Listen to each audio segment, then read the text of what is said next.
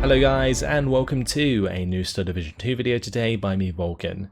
Today I have for you the third of 6 Battlegroup previews of the new divisions available in the latest DLC, The Fate of Finland. In this video we're looking at the 126th Mountain Rifle Corps, which has the new Raider units. Now the Raider units, they are basically the same as the airborne units in Steel Division Normally 44 in terms of the trait, in that it stops the suppression penalty from being behind enemy lines. It's basically what the Raider trait does. And that's the symbol you can see next to all of these GORNOSTRELKOVY here. But this division, very cool. I think it suits a Vanguard deployment type, mainly due to its lack of medium armor in the mid to late game that would allow it some longevity versus other armored divisions. In this case, it's very focused on infantry engagements and making the most of that as soon as possible. Or at least that's how I've set up the division so far. Let's start by jumping into the recon tab, taking a look at some of these new units. So we do have the T-32M2 available, of course the small machine gun tank that I've come to enjoy using. It's just a hard target the infantry will struggle to kill at range, and it's useful in that respect. Then there's a card of the GORNOSTRELKOVY. These aren't as good as the sniper squads that have 2 rifles. In this case, we've only got 1 scoped rifle, so they take a little bit longer to take out enemy support weapons, which is sometimes a little bit of a problem, especially if they come up against like an infantry gun, like an assault gun. Then they're going to get taken out before they kill the opposing assault gun, which is not ideal, but still worth having in the early game just to help you with a little bit of support and suppression on enemy infantry. Then I have a card of the GORNOSTRELKOVY. These are fantastic squads. So they're very comparable to Tanko Desaniki, which are 8-man squads with Molotovs, but these are 10-man squads with Molotovs. All of them have submachine guns. They also have the recon capability of the very high optics, as well as the radio available. So they provide a radio to the front line, which allows you to use corrected shot for your artillery. And in this particular division, they do have access to some pretty cheap artillery that can make use of corrected shot. So these can be really, really good to use with them. Very, very strong squads. I'd recommend bringing in both cards of them. You can get 2 cards. Then there's the Morskaya Razvedka. These are 12-man recon squads. They have 8 SVTs as well as 4 submachine guns. So decent at mid-range fighting, decent at close-range fighting. Will definitely have a lot of longevity, especially in a recon role. And I think what I like to do with these is generally when they get low on health after fighting for a little while, you pull them back and then use them as an exclusive recon squad with return fire. You can get a second card of these if you wanted. You can actually get 2 more squads of the snipers, mind you.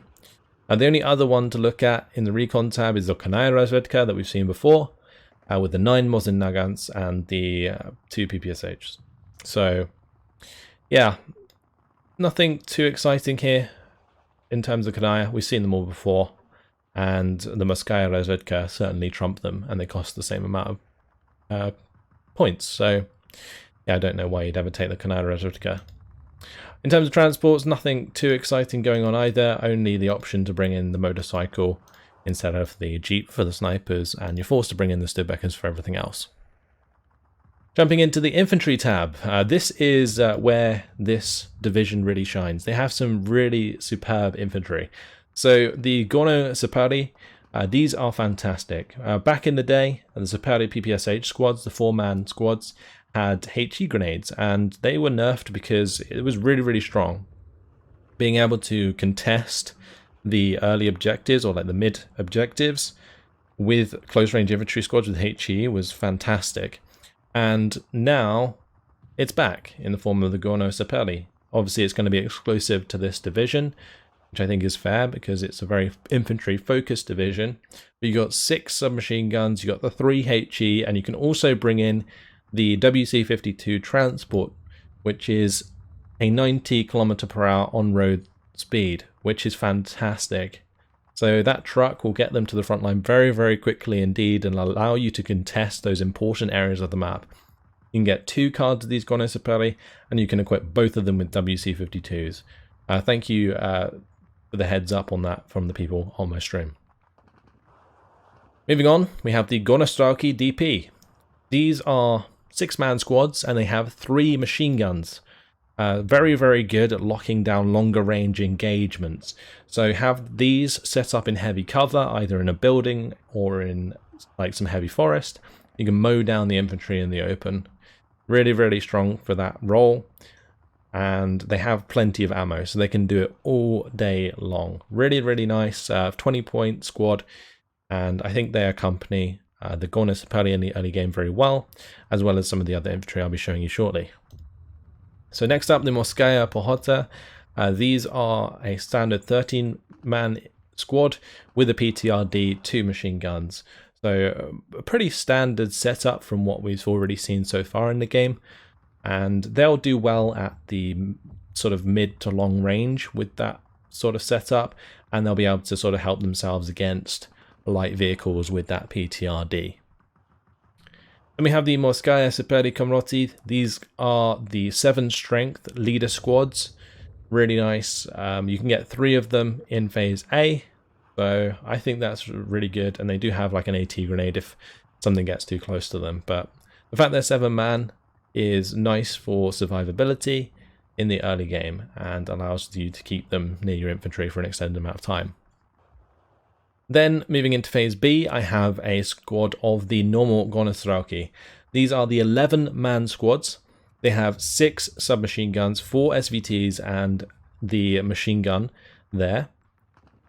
They also have an AT grenade, and they have the Raider trait. So these are interesting because they are better against other line infantry at close range. So if you bumped into like an enemy like Panzergren squad at close range, then the 6 submachine guns will probably give you a leg up against those squads in close range.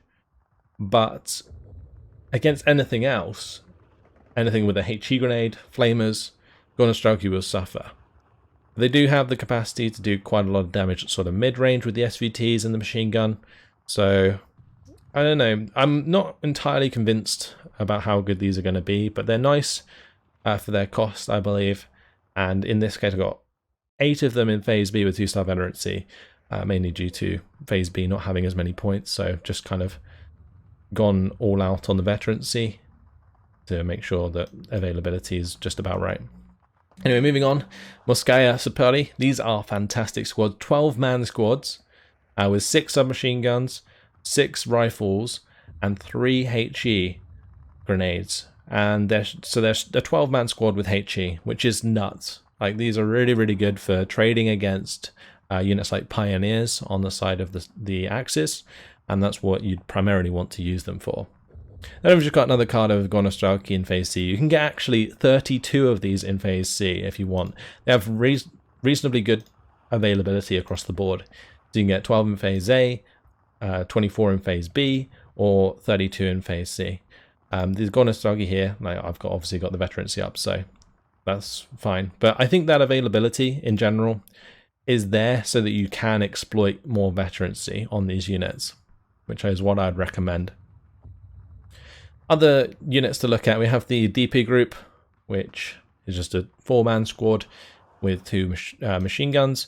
Obviously gets trumped pretty hard by the GORNOSTRELKOVY DP because they have 6 men and 3 machine guns, and they cost only 5 points more. So I would probably avoid bringing these guys in. There's more Morskaya Komroti available. These are only 3-man squads though, and they do come in with Thompson submachine guns and smoke grenades, which is kind of cool. They've got the drum mag on those. Then there's the Morskaya Pehota. These are 13-man squads with smoke grenades. I'm not sure really how good these are going to be, mainly because their rifle is the Mosin gun. If these were SVTs, this would be a completely different story for 20 points. But in this case, not terribly convinced, and the availability is not as good as the Gornos.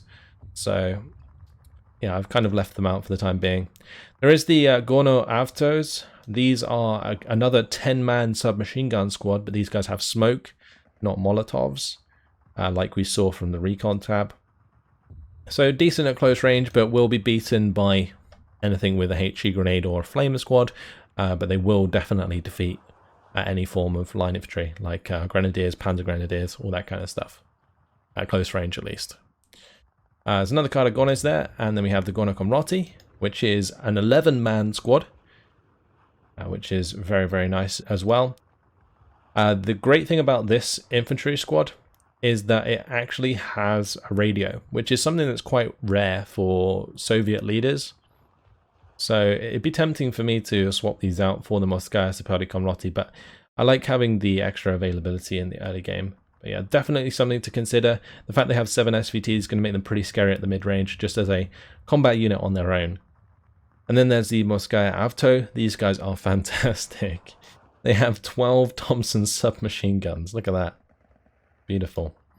And therefore pretty damn effective at close range. Still going to be beaten out by HE grenades and flamethrowers, but will stick around for a while with the sheer amount of men that they have. So yeah, an interesting squad for sure. But that's all of the infantry covered. And as you can see, all very like sort of specialized infantry.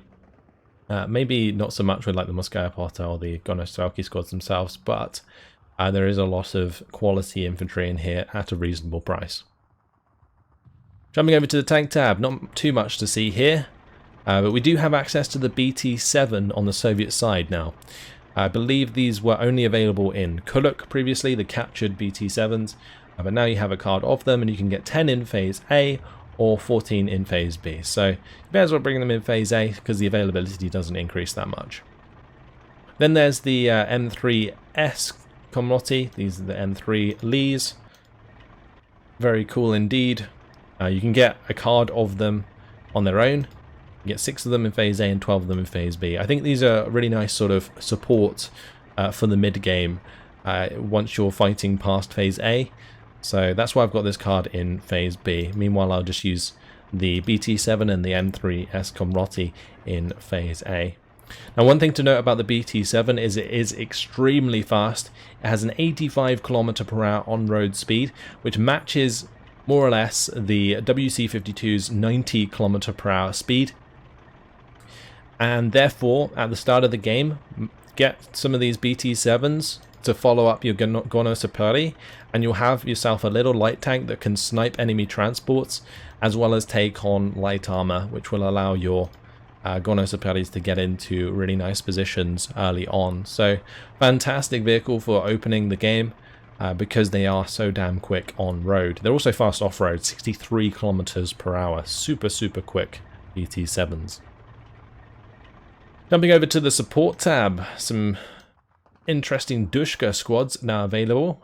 These are 1,500 meter range, similar sort of setup to the 50 cals you can get. And I think the MG42s, they also have 1,500 meter range. So now the Soviets have access to that, a 1,500 meter range machine gun. And I haven't had too much of a chance to try these out, but I can imagine they can be pretty good if they're left in a position for long enough. Then we have the OB-25s. We've seen them before, of course. Nothing new to see here. You can bring them in the Dushka trucks, the WC-52 Dushka. This, of course, the Studbeckers and the Gorno Combat, which is the Commander.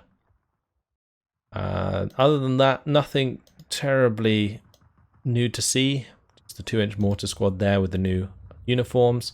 There's 3 sets of Maxims available if you wanted them.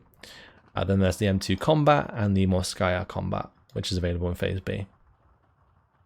Right, jumping over to the anti-tank tab. Not much of a selection in the anti-tank tab for the 126th. But you do get these Gorno PTRS squads. These come with 2 PTRSs, which gives them a rate of fire of 35 rounds per minute. Fantastic for cutting down the light vehicles that the Finnish do have at their disposal. So will be very nice for that role. Also for breaking down enemy half-tracks and stuff in general. Also can side shot Panzer IVs, stuff like that. So these can be relatively good, but due to the reduction in crits in the latest DLC, I don't feel like AT rifle squads will be as prevalent as they were before, but still quite useful at the start of the game. After that, we have the 45mm AT gun, which we've seen before, and the ZIS-2s. And something to note is I think it's definitely important to have a card of ZIS-2s in Phase A, because you're going to need something to take down heavy armor. And there's not really much to do so, aside from potentially the Hurricane in the air tab, and maybe some bombers. So ZIS-2s are very, very important indeed, and you can get a second card, which I've brought in Phase B. Other than that, there's just the standard PTRS squads that you guys have seen before in other divisions. Anti-air tab, we do see the 37mm. These come with the Dushka trucks. I've got some of them in Phase A. Then in Phase B, we have the ZIS-12. This is the same anti-air vehicle as is in the 9th Cavalry. So, yeah, very, very strong indeed. Get a bunch of these online, and no aircraft will be giving you trouble any longer. There is a card of the Maxim 4Ms available as well. Coming into the artillery tab, this is the artillery I was talking about earlier. 60-point artillery howitzer with corrected shot available. So get your Gorno-Razvedka forwards and potentially your infantry leaders forwards, and you can use these to great effect at 60 points apiece for early game corrected shot, which is really, really nice for supporting your infantry. They do have a reasonable amount of damage, 3.8. They also have heat shells as well, which does make it tempting to put them closer to the front line than usual, because I guess you could crack the armor of some sort of medium tanks if you needed to. Anyway, aside from that, the M3A1 artillery observer here. This comes in with 203mm off map, which is pretty effective for helping you pin down an area early on to make aggressive plays. So I brought them in Phase A. You can actually bring them in Phase B and Phase C to get more availability if you need to. And in Phase B for me, I've just got more of these howitzers. So yeah, I brought as many as I can in Phase B. You can't bring any more in Phase C because you literally can't select that as an option. Otherwise, it's just the artillerists that we've of course seen before, 82mm mortars. There's also 107mm mortars here, which have the Raider trait, which is interesting. Not entirely sure if that's ever going to be useful on a mortar team, but there you go. And the 120mm mortars as well. Okay, jumping over to the air tab. I already mentioned the Hurricane, and here it is. This has 6 AT rockets, so if you come up against any heavy armor in the early game, this would be a good way to pin it down or kill it, and that's what I would probably recommend using these for. Maybe bringing in both cards in Phase A is not a bad shout, just so that you have something to overcome heavier armor much easier. But I have also brought in a Boston in Phase A, which has the 8 100kg bombs. Very good for pinning down both infantry and armor, which may allow you to overrun it with your infantry or your tanks. I also have a card of the new P40N Kittyhawks. These look very, very awesome indeed. Lovely paint job on them. Love this sort of insignia on the back. Looks very cool. Yeah, very interesting plane. It does have 6 50 cals, so matches the firepower of something like a Mustang. And will shoot down like lighter aircraft very quickly indeed, and if it's on the tail of a bomber, they will go down quickly as well. So it has a lot of firepower, and with the extra veterancy here that I've given it, we push the agility to very good, which is nice. With the 540km/h speed, makes them pretty good in a dogfight. Moving on, I have just more Bostons. These ones though have 500kg bombs, 3 of them. And it's a pretty nice payload, honestly, for demolishing infantry and pinning down tanks. And I've got 4 more of those in Phase C. Other aircraft include the A-20 Recon aircraft. And then you've got the Hurricane in there as well, the Hurricane fighter, that is. And then you've got Kittyhawks with bomb loads. 1 250kg bomb and 2 100kg bombs. And there's also one with a 500kg bomb. I think if you wanted to use the Kittyhawks as bombers, the one with the 250 and 2 100s would be the best one to choose. Then there's the availability of the Yak 3s, which you can get a lot of. But I'm not sure if you'd ever need to bring in the Yak 3s if you're using Kittyhawks, but either way, cool aircraft for sure. And that's pretty much your lot for the 126th. So you can see just how this really suits an early game sort of play style, just because there's not really too much you can actually bring in the late game. Like, you really just don't have any options to make this a late game division. So Vanguard or Maverick is certainly going to be the playstyle for this division. And that's pretty much it. Make good use of your Gornos, and they will do you a lot of favors. There's some very, very strong infantry in there for sure. But it's going to be exciting to see this in action, especially with the abundance of M3s. I really like these tanks in Steel Division because they are modeled to use both of their weapons, which is very cool. So there we go. That's it. Hopefully you guys have enjoyed this Battlegroup preview. Thanks for watching, and I'll see you in the next video. Goodbye.